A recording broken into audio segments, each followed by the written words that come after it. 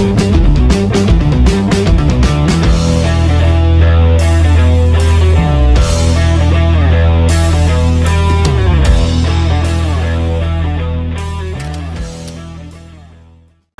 assalamualaikum warahmatullahi wabarakatuh. Balik lagi di channel Iqbal YouTube. Oke teman-teman, hari ini saya akan membahas tentang BMW E39 versi 528 pra facelift. Jadi pertama kali keluar pra facelift di E39, ini adalah mobilnya ini. Wujudnya seperti ini. Jadi jangan kemana-mana, saya akan ngebahas tentang keunggulannya mobil ini dan apa aja yang kalau kalian berminat untuk membeli, apa aja yang harus kalian perhatikan. Jadi jangan kemana-mana, tetap di channel Iqbal YouTube. Oke, sebelum masuk ke pembahasan utama, saya akan ngasih tahu ke kalian, informasi ke kalian sedikit untuk generasi dari BMW E39 pra facelift. Oke, pertama kali E39 itu dibuat itu dari tahun 96. Nah, 96 ini sampai tahun 2000. Ini mengeluarkan dua versi CC, ada yang 525 dan 528. Oke, kita bahas yang 525. 525 ini biasanya ada dua, ada yang manual, ada yang automatic. Tapi biasanya yang automatic itu biasanya lebih jarang daripada manual. 525 lebih banyak mengeluarkan manual, maksud saya. Di 528 ini keluar 528 ini yang paling tertinggi di eranya saat itu. Dan jadi futuristiknya paling canggih. Kalau di 525 maksud saya, di 525 itu masih jok, masih semi elektrik. Dan dari tampilan dashboardnya pun agak berbeda sedikit dari tombol-tombol AC-nya. Tapi di 528 semua sudah digital. Dan seperti juga di di jok elektriknya itu sudah full, dari recliningnya, dari slidingnya, semuanya dia elektrik. Dan yang kedua itu dari tahun 2001 sampai 2004 terakhir, biasanya 2004 atau 2003 itu biasanya facelift. Nah, itu mengeluarkan 3 varian, 520, 525 sama 530. Nah, generasinya 528 ini diteruskan di 530. Oke. Nah, itu generasinya. Nah, perbedaannya memang dari secara tampilan depan itu yang berubah hanya dari tampilan lampu-lampunya. Dari depan dan belakang tampilan lampu-lampunya saja. Tapi bodinya semua hampir sama, tidak ada yang berbeda. Paling berbedanya di kap motor yang garis-garis lekukannya agak berbeda sedikit. Oke, saya akan menyebutkan futuristik dari BMW E39. BMW E39 ini generasi yang menurut saya ini generasi yang memang paling high-end-nya pada eranya. Yang pertama itu saya suka dari E39 adalah kenyamanannya. Tingkat kenyamanannya itu jauh lebih enak dari seri sebelumnya atau dari seri 3, sudah pastinya ya, karena dari serinya juga berbeda. E39 ini sangat empuk, sangat soft. Kalian mau bawa lari juga enak nih mobil karena cc-nya yang memang mumpuni. Dan yang kedua adalah futuristik dari kendaraan mobil ini, E39 528. Yang pertama itu adalah sudah teleskopik. Nah, ini teleskopik ini untuk maju mundurin setir, ini semua memakai elektrik. Dan begitu pun juga dari joknya sampai ke reclining, sampai di headrest pun juga begitu. Headrest pun semua full electrical. Oke, itu yang pertama. Dan yang kedua, mobil ini didesain cukup mewah interiornya. Pada zamannya itu dengan dashboard yang memiliki 2 layer warna dan dilapisin dengan wood panel seperti ini. Seperti ini wood panel. Nah, ini kelihatan mewah sekali. Dan di sini pun juga dari spion tengahnya ini sudah ada untuk dimmernya. Jadi kalau misalkan suatu waktu ada lampu dari belakang masuk ke titik ini dia akan meredup. Dan dari sini pun juga sun visornya sudah dilengkapi dengan lampu. Nah, tuh. Dibuka baru nyala, ditutup dia mati. Jadi mobil ini mewah banget. Bayangin ya, tahun 90-an mobil udah kayak gini, udah canggih banget. Mobil ini masih wangi banget BMW. Cuma kekurangannya satu, tipnya sudah diganti dengan yang memakai Android. Kalau yang aslinya itu dia segaris begini dan segaris di bawahnya itu untuk mengoperasikan tipnya. Dan di sini pun juga nih, bayangin BMW 39 masih kayak gini. Ini kebanyakan sudah hancur, ini masih bagus banget. Semuanya soft open. Sampai ke sininya pun juga soft open. Manual bus service booknya masih ada semua. Kilometer baru 90.000. Oke. Terus mobil ini dilengkapi juga dengan memori untuk seatnya. Jadi kita memakai 3 memori. Di sini ada 3 memori. Ada pemakai user pertama, kedua, dan ketiga. Jadi kita tinggal menekan aja maunya seperti apa, dan ini pun bergerak sampai ke spion kanan, spion ke kiri.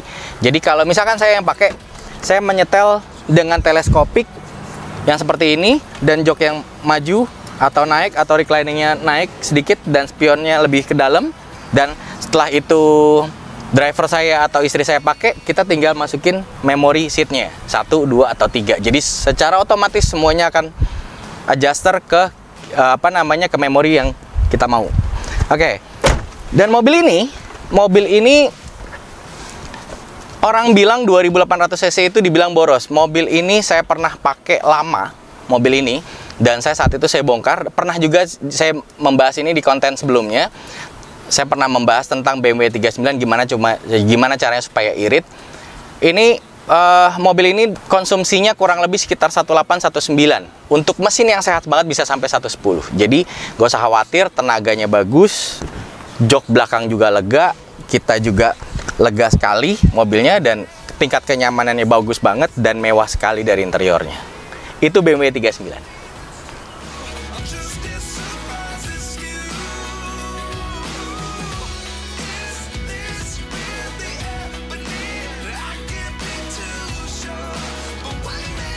Oke, mobil ini juga saya bilang kapasitasnya untuk mobil family. Karena apa? Karena bagasinya ini besar banget.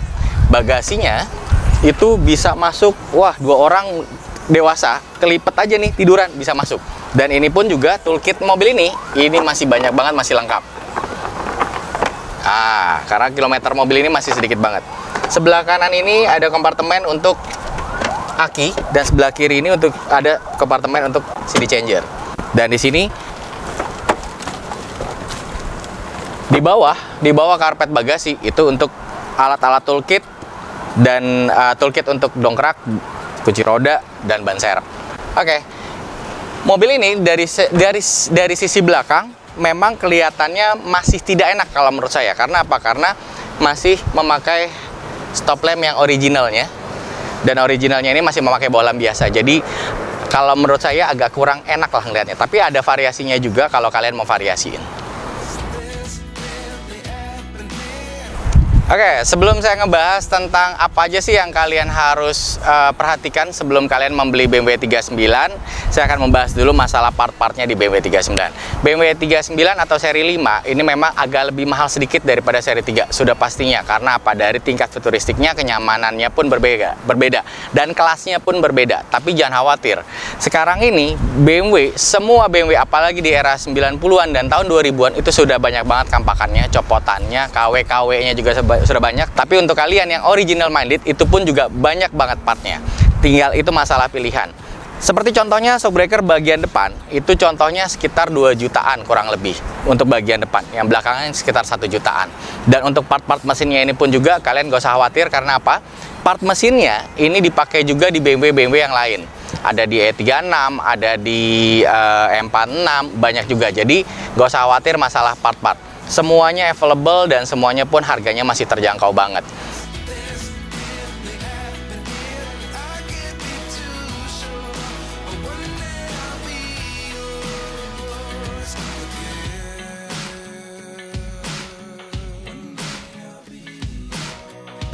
Oke, untuk teman-teman yang tertarik sama BMW 39 Pra-Facelift ini, yang seperti di depan ini, mobil ini pun saya jual juga dengan kilometer 90.000 tahun 98 dengan kondisi masih full original kecuali dari tipnya, head unitnya, Androidnya. Saya juga ada head unitnya, cuma nggak tahu hidup apa enggak.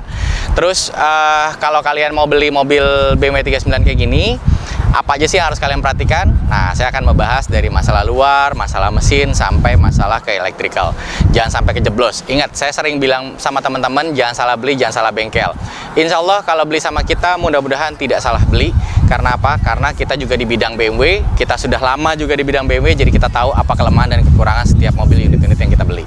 Oke, yang pertama saya akan ngebahas masalah tentang di bagian luar. Bagian luar, mobil ini karena tahun 90-an sudah pastinya ada komponen yang kalah. Yang pertama itu adalah komponen dari karet kaca depan dan karet kaca belakang, dan karet di bawah, wiper di bawah. Nah, seperti mobil ini belum sempat saya ganti. Ini karet kaca depannya sama karet kaca belakangnya juga sudah banyak yang getas.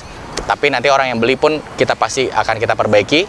Itu yang pertama. Dan yang kedua, Di bagian sisi headlamp dan stop lamp, nih sisi headlampnya ini banyak yang sudah retak-retak dan sudah banyak yang tidak baik, kondisi yang tidak bagus. Karena apa? Karena biasanya orang-orang itu udah pakai xenon atau pakai LED dan akhirnya panas. Dan karena ini mikanya ini dilapis dengan plastik, jadi kebanyakan yang udah getah, sudah pecah-pecah dan segala macam. Tapi alhamdulillah mobil ini masih bagus banget karena kilometernya masih 90.000. Oke, dan bagian belakang pun juga begitu. Kebanyakan orang yang sudah pakai yang tidak original, yang pakai KW-KW Cina, jadi akhirnya stop lampnya banyak yang bermasalah. Nah, kalau di bagian karet-karet, selain di bagian karet-karet, kalian juga bisa cek bagian shock breaker depan dan belakang. Karena apa? Ini juga sering mati di bagian shock breakernya. Nah, contohnya mobil ini masih bagus banget karena di ayun itu masih dia menahan. Tapi kalau yang sudah biasanya udah mengayun banget. Begitupun juga di sisi belakang. Oke, kita bahas masalah mesin.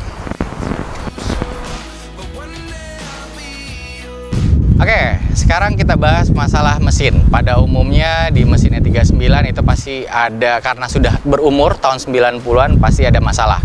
Nah, masalahnya yang pertama adalah kalian pada saat mau beli BMW E39 jangan dalam keadaan panas. Jadi kalau bisa dalam keadaan dingin. Jadi pada saat kalian datang, kalian pegang kap motornya harus dalam keadaan dingin. Setelah itu kalian hidupin. Nah, dia akan ada bunyi di bagian bawah mesin. Itu bunyinya seperti metal. Bunyinya seperti HVA. HVA bagian atas, metal bagian bawah. Nah, kebanyakan orang yang udah tahu, kebanyakan ngomongnya cuma gini, enggak ini masalah HVA aja, kurang oli atau apa. Nah, itu kalian jangan percaya. Dan itu kebanyakan bunyinya gimana? Bunyinya itu seperti bunyi tukang nasi goreng, tek tek tek tek tek. Nah, itu jangan kalian beli. Karena apa? Kalian harus turun mesin satu. Itu yang pertama. Dan yang kedua, dari cover-cover mesin di atas ini kelihatan banget kalau sudah layu. Biasanya udah pecah-pecah atau bahkan yang sudah bolong, bahkan sudah nggak ada. Ini cover mesin itu kalian perhatikan. Itulah ciri-cirinya dari BMW 39. Dan yang ketiga itu kalian lihat dari struktur kabelnya. Kalau ada kabel-kabel yang sudah jumper-jumperan atau sambung-sambungan, biasanya ada dari extra fan atau dari mana-mana, itu kalian jangan beli. Jadi tetap kalian harus ngejaga itu. Kalian untuk nyaman di BMW 39, nyaman pakainya, nyaman ngeluarin uangnya, tidak terlalu mahal, tidak terjeblos, kalian harus perhatikan bagian itu.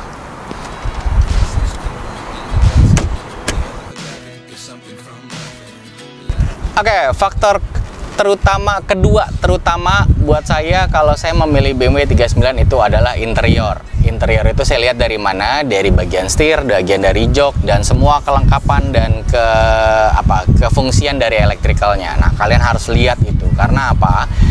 E39 ini part yang aneh-anehnya itu agak cukup susah nyarinya. Contohnya seperti di modul teleskopik atau modul dari jok itu agak susah nyarinya. Walaupun ada pun agak lumayan harganya, sekitar 3-4 juta kurang lebih. Jadi kalian harus benar-benar perhatikan. Yang pertama apa? Kalau saya pertama kali adalah masalah teleskopiknya. Nah, teleskopik ini kalian usahain kalau teleskopik ini masih berfungsi dengan baik. Itu yang pertama. Dan yang kedua, ini dari joknya. Nah, dari joknya pun masih berfungsi dengan baik. Dari headrestnya sampai recliningnya sampai slidingnya itu harus berfungsi dengan baik. Dan yang ketiga, itu biasanya kalau mobil yang sudah tidak bagus, biasanya dari handle-nya ini di BMW 39, apalagi ini warna interiornya abu-abu ya. Handle pintunya ini sudah terlihatan kusam banget dan nggak bagus, warnanya sudah menguning. Dan selanjutnya, saya selalu melihat BMW 39 itu adalah dari cover ini. Nah, ini pada umumnya sering sekali, bisa dibilang 99% ini biasanya sudah hancur. Mobil ini masih bagus banget. Cover dari armrest ininya, dalamannya itu biasanya sudah hancur. Dan yang ketiga, biasanya dari cup holder kayak gini, ini biasanya sudah tidak ada yang berfungsi. Tapi mobil ini masih berfungsi sangat-sangat baik. Untuk selanjutnya di interior itu biasanya plafon ini sudah turun karena dari cuaca dan dari faktor umur, itu biasanya sudah turun. Jadi kalian harus perhatikan itu. Nah, itu salah satunya. Tapi kalau misalnya kalian bertanya, tapi kan itu nggak ada hubungannya mas sama mesin atau memang tidak ada hubungannya, tapi ini adalah karakteristik. Kalian membeli mobil itu dalam fungsional yang sangat-sangat baik. Cari mobil yang masih fungsional semua dan masih sangat baik sekali. Jadi kalau misalkan kalian mengabaikan, contohnya misalkan, saya pernah ada salah satu kasusnya, saya mengabaikan masalah teleskopik. dan reclining ininya. Reclining ini saya abaikan, saya pikir paling cuma modulnya cuma apa segala macam. Ternyata nyarinya susah. Dan pas ada, ternyata saya pesan di Astra itu kurang lebih sekitar 4 jutaan kurang lebih untuk modulnya aja. Itu ori, genuine, dan new. NOS lagi. Nah, itu susah nyarinya. Jadi kalian untuk menghindari dari budget-budget yang besar tapi tidak utama, memang lebih mengutamakan di mesin, tapi itu kalian harus perhatikan masalah itu supaya kalian bisa menganggarkan dana-dana kalian untuk membeli mobil BMW. Oke teman-teman, saya sudahin dulu konten hari ini tentang membahas BMW E39 528 pra facelift. Oke, kalau kalian berminat mobil ini, kalian bisa masuk ke Instagram saya pasti sudah postingin dan apa kelebihan dan apa kekurangannya. Dan kalau kalian juga punya niatan untuk membeli sama orang lain, nggak ada masalah. Yang penting saya udah kasih tahu kisi-kisinya ke teman-teman, apa aja yang harus kalian perhatikan. Supaya apa? Supaya kalian nggak kecemplung. Kasihan kalau kalian kecemplung, kalian ngeluarin dana yang notabene-nya itu, dananya itu kalian bisa untuk ngedandanin beli pelek atau beli body kit dan lain-lainnya. Oke teman-teman, saya sudahi dulu konten hari ini. Mudah-mudahan konten hari ini bermanfaat buat teman-teman yang lagi cari BMW 39. Jangan lupa like, comment, dan subscribe. See you next video.